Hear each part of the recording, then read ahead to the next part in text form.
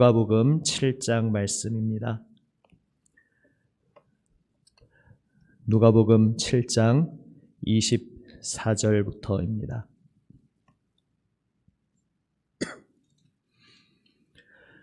누가복음 7장 24절부터 35절까지의 말씀, 저와 여러분이 한 절씩 번갈아 교독합니다. 제가 먼저 7장 24절을 읽습니다.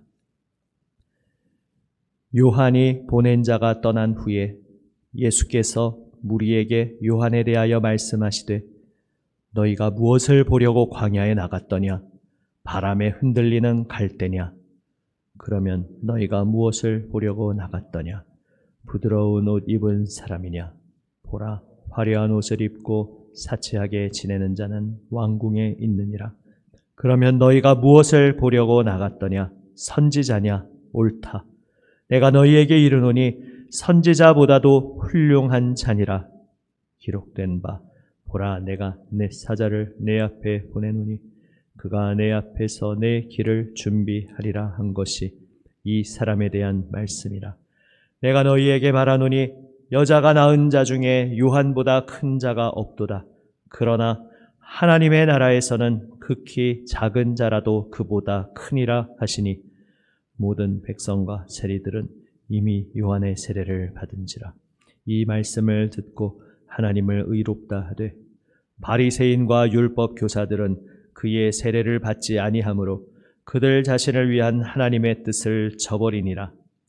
또 이르시되 이 세대의 사람을 무엇으로 비유할까? 무엇과 같은가? 비유하건대 아이들이 장터에 앉아 서로 불러 이르되 우리가 너희를 향하여 피리를 불어도 너희가 춤추지 않고 우리가 곡하여도 너희가 울지 아니하였다 함과 같도다.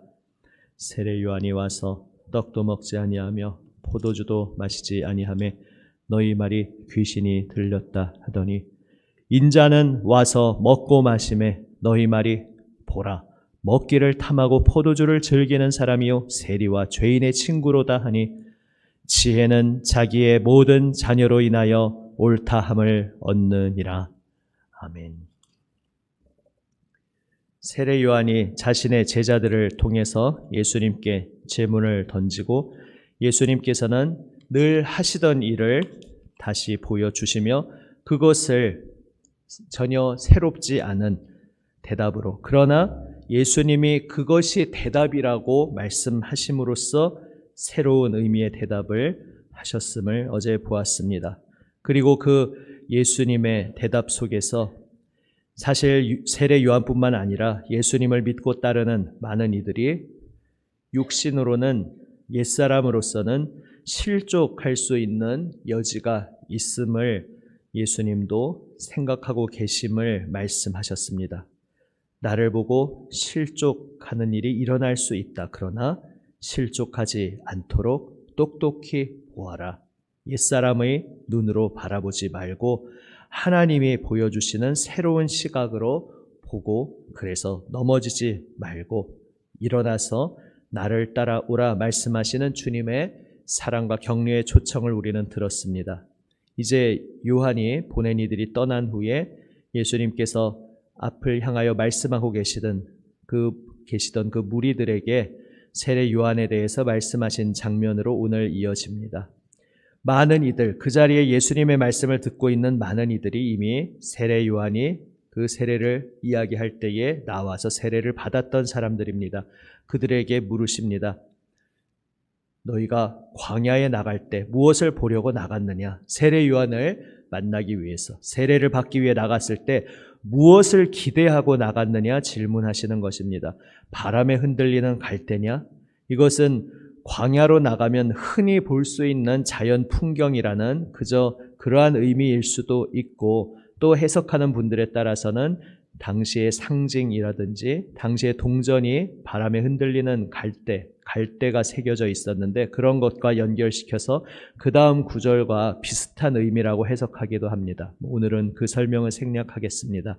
아무튼 세례 요한을 보러 나갔을 때에 갈대를 보러 나간 것이 아님이 분명합니다.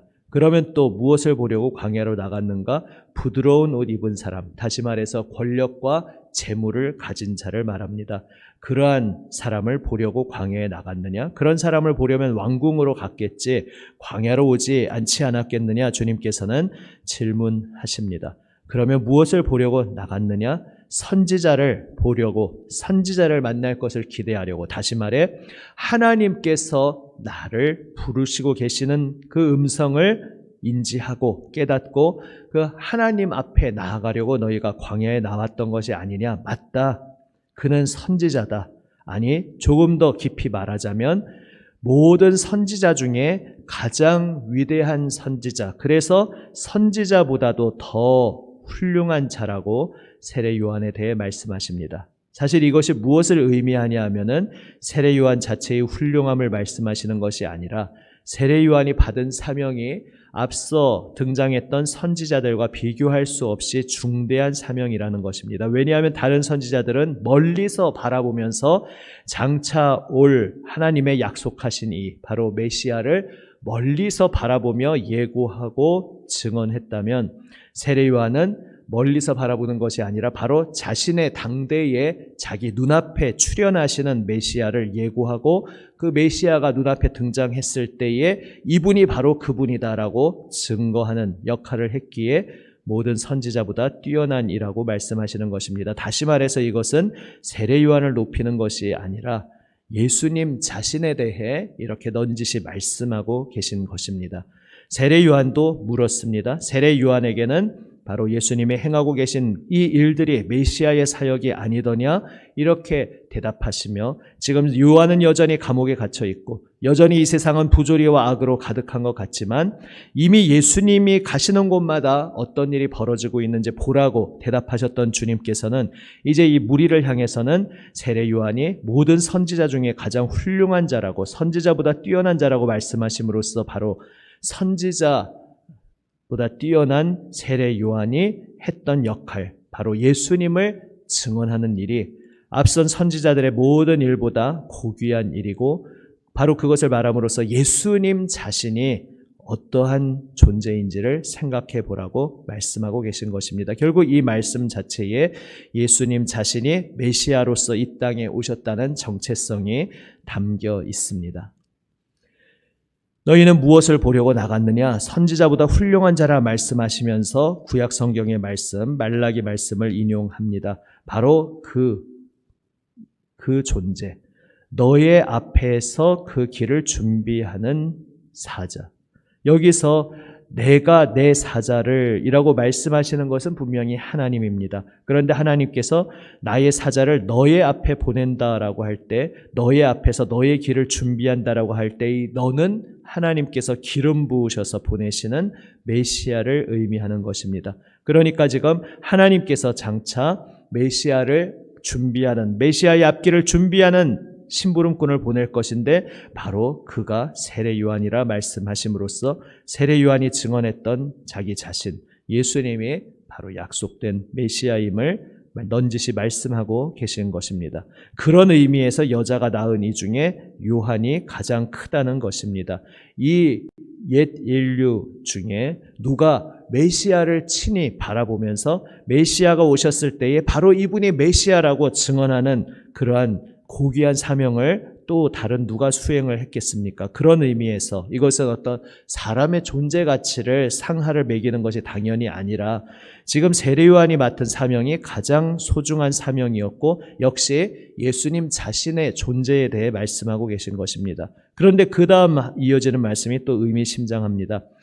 옛 인류 가운데에서는 세례 요한이 가장 크지만 그러나 하나님의 나라에서는 아무리 작은 자라 해도 세례 요한보다 크다 말씀하십니다. 이 역시 장차 올 세상에서 상하, 계급이 있다, 가치가 우열이 있다는 것을 말씀하시는 것이 아니라 세례 요한이 옛 인류 가운데 메시아를 증언하는 고귀한 일을 했지만 이제 메시아가 오심으로써 메시아 그리스도가 오셔서 펼쳐주시는 세상은 이전의 세상과는 얼마나 다른지 옛 세상과는 비교할 수 없는 새로운 시대가 열렸다는 것을 이렇게 표현하고 계신 것입니다. 새로운 시대는 옛사람으로서는 상상도 할 수 없는 너무나 영광스러운 새로운 세상입니다. 그래서 이제 그 나라를 이제 눈앞에 왔다. 그분이 왔다라고 증언했지만 막상 그분이 펼치시는 이 새로운 사역을 직접 두 눈으로는 보지 못하고 감옥에 갇혀 있는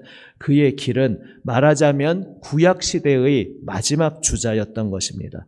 이제 예수님의 오심으로써 신약의 시대가 열렸는데 새 언약의 시대가 얼마나 놀라운 시대인지 이 새 언약의 시대에 부름받은 이들은 아무리 자기 자신은 그 속에서 자기가 별 볼 일 없고 별로 중요하지 않은 존재라고 생각할지라도 영광 가운데 오신 그리스도를 그 실체를 만나고 보고 그분의 십자가 보혈 은혜의 사역을 몸으로 직접 경험하고 그리하여서 성령을 받게 되는 이 새로운 시대, 십자가 보혈의 시대, 성령 강림의 시대를 경험한 모든 이들은 세례 요한이 고귀한 사명을 감당한 그 무엇보다도 더 중요한 자리에 있다는 것입니다. 바로 우리들을 말하는 것입니다. 메시아가 눈앞에 왔음을 가리키고 그분을 증언하는 사역은 너무나 소중한 것이었지만은 역시 다 예고의 사역이었을 뿐이라는 것이죠.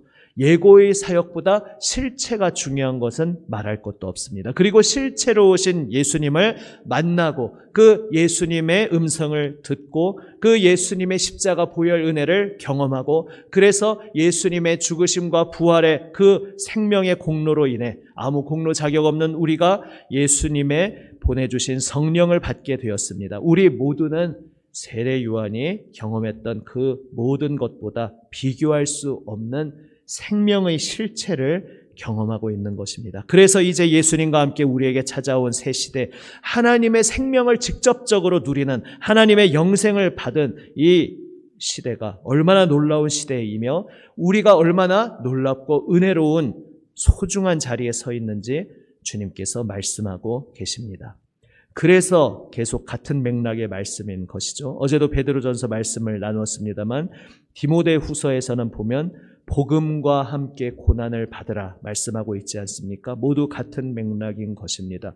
우리가 예수님을 따르는 이 길에서 예수님의 십자가의 길에 동참하게 되는데 그것은 이 세상을 살리시는 예수님의 고난에 동참하는 길이요 복음과 함께 고난을 받는 것이기에 그 가운데에서 낙심하지 말고 더욱 주님 앞에서 믿음을 굳게 하여서 십자가 붙들고 예수님의 길을 온전한 믿음으로 따르라고 주님께서 우리를 격려하고 계신 것입니다. 우리가 얼마나 놀라운 시대에 있는지 우리가 이제 새로운 시대를 맞이하게 되었고 하나님의 영이 우리 가운데 임하시고 하나님께서 생생하게 성령으로 오늘 우리와 동거하여 주시며 우리와 동행하여 주시며 우리를 어떻게 만나주고 계시는지 그 영광스러운 하나님의 손길을 느껴보아라.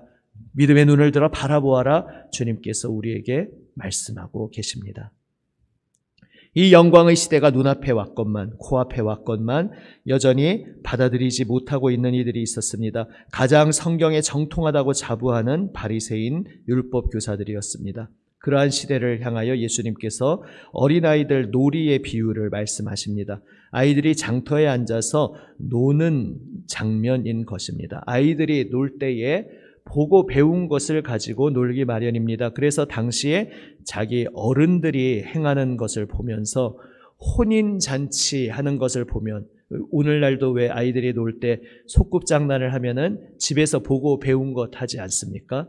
이제 요즘은 맞벌이 시대고 또 많이 시대가 바뀌었지만 예전에는 이제 아빠는 넥타이 매고 출근하는 분, 엄마는 잘 다녀오세요 말하고 집에서 살림하는 분 이런 것이 아이들 눈에 각인되어 있으니까 아이들이 소꿉장난을 하면 딱 그 놀이를 하지 않습니까? 나는 아빠 역, 너는 엄마 역, 너는 아이 역 하면서 잘 다녀오세요 뭐 이런 소꿉장난 하듯이 아이들이 그 시대의 아이들도 자기들이 보고 배운 것을 가지고 노는데 보고 배운 것이 혼인잔치 아니면 장례식인 것입니다. 그러니까 혼인잔치 흉내 낼 때는 피리를 불고 춤추고 장례 놀이를 할 때는 곡하는 흉내를 내는데 야 우리가 같이 이거 하고 놀자 하고 혼인잔치 놀이를 하는데 친구들이 에이 그거 재미없어 안 할래 하고 호응을 안 하더라는 것이죠. 그러면은 우리 장례 흉내 내자 하고 장례 놀이를 하는데 역시 거기에도 호응을 하지 않더라는 겁니다. 아이들의 놀이에서는 그냥 그러려니 지나갈 수 있는 거지만 이것을 비유로 말씀하시면서 세례 요한과 예수님이 동일한 하나님의 사역을 행하지만 그 결이 색깔이 참 달랐습니다. 세례 요한은 새 시대를 맞이하는 옛 시대 마지막 주자로서 준비하면서 그의 사역은 말하자면 떡도 먹지 않고 포도주도 마시지 않는, 말하자면 금식이 가장 전면에 나서는 대표적인 그러한 사역이었습니다. 그런데 그런 것을 보고서 왜 저가 광야에서 저렇게 털가죽 옷을 입고 저렇게 백성들을 향해 외치면서 저런 금욕의 생활을 할까? 이렇게 하나님을 바라보는 것이 아니라 미쳤다, 귀신 들렸다 이렇게 받아들이지 않던 이들이 이제 또 전혀 다른 결로 예수님이 오셔서 사람들과 어울리시고 그 어울리는 폭에 아무 제한을 두지 않고 세리와 죄인까지 다 불러서 식탁에 부르시면서 무한하게 우리를 반겨주시고 끌어안아 주시는 하나님의 은혜와 사랑을 보여주시며 함께 기뻐하며 잔치를 벌이고 있는데, 그것을 보면서는 야, 세리와 죄인의 친구다. 얼마나 사람이 못났고 잘못된 존재인지 저것만 봐도 다 알 수 있지 않냐, 이렇게 비방하고 잔치 벌이시는 장면을 보면서 먹기를 탐하고 포도주를 즐기는 사람이라고, 이렇게 해도 금식해도 욕하고 잔치를 벌여도 욕하는 이 시대, 결국 자기의 잣대대로 마음을 굳게 걸어 잠그고 있는 그 세대를 향하여 주님께서 말씀하고 계십니다. 그러나 지혜는 자기의 모든 자녀로 인하여 옳다함을 얻느니라 말씀하십니다.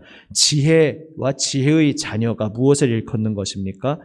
참 지혜 앞에서 거부하는 이들도 있지만 그 지혜를 받아들이는 이들이 있다는 것입니다. 그들이 지혜의 자녀입니다. 그리고 그 지혜를 참 지혜인 줄 알고 받아들인 이들을 통해서 참 지혜가 왜 참 지혜인지 드러나게 된다는 것입니다. 소수의 무리들은 예수님의 은혜 앞에 나와 엎드렸습니다. 오히려 당시 사회에서는 비주류로 소외받던 이들, 심지어는 멸시당하던 이들이 예수님 앞에 나와서 하나님의 식탁 자리에 함께 앉아서 즐거워하고 있었습니다. 그것을 보고 마음 문을 굳게 걸어 잠근 이들은 비방했지만 지금 그 벌어지고 있는 장면, 누구도 소중하다고 생각하지 않고 무시하던 이들이 하나님이 보내신 소중한 바로 그 메시아의 식탁에 함께 둘러앉아서 기뻐하고 있는 그 장면 자체가 바로 하나님께서 영광 받으시는 자리이고, 그 자리를 통해 하나님의 나라가 얼마나 모든 것을 초월한 놀라운 은혜의 나라인지를 보여주고 계셨던 것입니다. 그래서 사람들이 누가 뭐라고 비방해도 그 진리, 그 지혜, 그 은혜가 폭포수처럼 쏟아지는 자리에서 그 은혜를 기뻐하고 즐거워하는 이들을 통해서 하나님께서는 영광 받고 계시다, 예수님은 말씀하고 계신 것입니다. 오늘 우리에게 어떤 의미가 되겠습니까? 너희는 무엇을 기대하고 나에게 나왔느냐, 이렇게 예수님의 질문을 우리가 듣고 있다 생각할 수 있습니다. 우리가 예수님 앞에 나올 때 예수님을 통해 어떤 권력을 얻기를 기대하고 나온 것이 아니지 않습니까? 우리가 예수님께 나올 때에 예수님께 나오면은 예수님의 모든 것의 주인 되시니까 나에게 재물도 넉넉히 주시겠지, 이것을 기대하고 나오는 것이 아니라는 말씀입니다. 그런 것을 추구한다면 다른 곳으로 갔어야 한다는 말씀입니다. 예수님에게 우리가 나온 것은 오직 예수님의 길을 따르기 위함입니다. 그것이 세례 요한처럼 우리도 기대했던 바와 예수님이 보여주시는 모습이 때로 다를 수 있습니다. 그러나 그것이 다를 때에 율법학자와 바리새인들처럼 거부할 것인가? 이래도 거부하고 저래도 거부하고 결국은 거부하기 위해서 거부하는, 그들의 완악함을 스스로 폭로하는 그러한 어리석은 길로 갈 것이냐, 아니면 내 기대와 다를 때 주님이 오르십니다.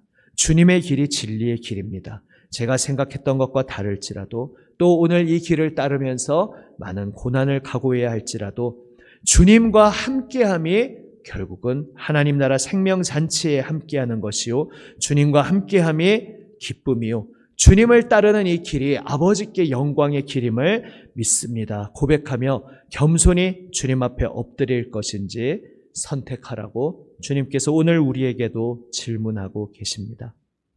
주님의 사랑받는 여러분, 우리가 예수님 믿고 예수님 따를 때에 우리가 처음 교회로 나오게 된 계기가 다양할 수 있습니다. 그리고 예수님을 믿고자 하면서 기대했던 것이 처음에는 별로 성경적이지 않은 기대였을 수도 있습니다. 그러나 주님 앞에 나올 때 우리는 무언가 다르구나 생각하게 되고 또 주님을 따르는 길이 생각보다 참 쉽지 않네, 녹록지 않네 이렇게 생각할 수 있습니다. 그럴 때 우리도 세례 요한처럼 질문하게 되는 일들이 일어날 수 있습니다. 그때에 주님께서 그 세례 요한의 질문에 대해서 사랑으로 대답해 주십니다. 그리고 사랑으로 격려하십니다. 나를 따르는 길, 낙심할 수 있는 어려움이 찾아오는 길이지만 두려워 말고 나를 믿고 따라오라. 정말 나를 믿었다면 끝까지 나를 믿고 나에게 모든 것을 맡기고 내 생각이 주님의 생각과 다를 때에 주님의 말씀 앞에 겸손히 귀 기울이며 따라오라고 주님께서 우리를 초청하고 계십니다. 주 예수님의 십자가의 길은 결코 쉽지 않은 녹록지 않은 고난의 길입니다. 그러나 그 십자가의 길을 따를 때에 그 십자가의 길을 따르는 우리의 발걸음이 바로 예수님의 길이 참 진리의 길임을, 참 지혜의 길임을 이 세상에 드러내는 통로가 됩니다. 주님께서는 그 생명을 던지셔서 우리를 위해 구원의 길을 열어주셨고 우리는 그때 배달원, 택배원이라고 비유해서 말씀드리지 않았습니까? 우리는 그 주 예수님의 십자가의 길에 동참하여 따름으로써 이 세상으로 하여금 저 사람은 도대체 어떤 분을 믿기에 저 굳은 길을 걸어가는가? 저 사람은 도대체 어떤 하나님을 믿기에 발 씻는 섬김의 겸손한 자리로 임하는가? 자기가 믿는 예수님이 하나님이신데 우리의 발을 겸손히 씻어주신 분이라고 증언하면서 자신도 온 몸으로 삶으로 그것을 실천하는데 도대체 그가 증거하는 예수님이 어떤 분이신가? 이렇게 우리의 섬김의 삶을 통해 십자가의 길을 걸어가는 우리의 삶을 통해 우리는 하나님께 영광을 돌리고 예수 그리스도의 십자가의 길을 드러내도록 부름받은 것입니다. 오늘 주님과 함께 걸어가는 이 길, 거친 광야와 같은 고단함의 순간들이 계속될지라도 주님께서 나를 사랑으로 격려하고 계시다는 것을 오늘 본문 말씀을 가슴 깊이 새기며 눈을 들어 기억하기를 원합니다. 나와 함께 이 길을 걸어감이 이미 새로운 시대, 하나님께서 함께 하시고 하나님의 영이 내 안에서 나에게 말씀하시고 우리를 모든 죄에서 건지시어 하나님과 함께 깊은 진리의 동행을 빛의 길을 걸어갈 수 있도록 오늘도 주님께서 나와 함께 걸어가 주시는 너무나도 영광스러운 가슴 벅찬 감격의 길에 우리가 부름받았다는 것을 기억하시며 기쁨으로 소망으로 장차 온전히 임할 하나님의 때를 바라보며 주님과 함께 노래하며 동행하시기를 주님의 이름으로 축복합니다. 기도하시겠습니다. 아버지 하나님 감사합니다. 주님을 따를 때에 주님 저희의 십자가를 지고 걸어가신 주님의 그 죽음의 길을 따르도록 부름받았음을 저희가 오늘 다시 기억하게 됩니다. 복음과 함께 고난을 받으라 말씀하신 주님, 우리에게 닥쳐오는 불시험의 때에 하나님께서 허락하신 연단의 때임을 기억하며 이상히 여기지 말라 말씀하신 그 주님의 음성 앞에 다시금 엎드립니다. 주님, 저희가 맞이한 이 시대가 얼마나 영광스러운 시대인지, 저희가 주 예수님을 믿음으로써 들어오게 된 이 새로운 나라가 얼마나 영광스러운 생명이 풍성한 나라인지 오늘 다시 기억하게 하여 주시옵소서. 오늘 저희에게 찾아와 주시며 저희 안에서 여전히 생명의 음성을 들려주고 계시는 주님의 음성에 귀 기울이며 주님과 함께 영광의 동행, 기쁨과 평강의 동행을 하게 하여 주시옵소서. 살아계신 우리 구주 예수 그리스도의 이름으로 기도드립니다. 아멘. 주님 가르쳐 주신 기도 함께 드립니다. 하늘에 계신 우리 아버지, 아버지의 이름을 거룩하게 하시며 아버지의 나라가 오게 하시며 아버지의 뜻이 하늘에서와 같이 땅에서도 이루어지게 하소서.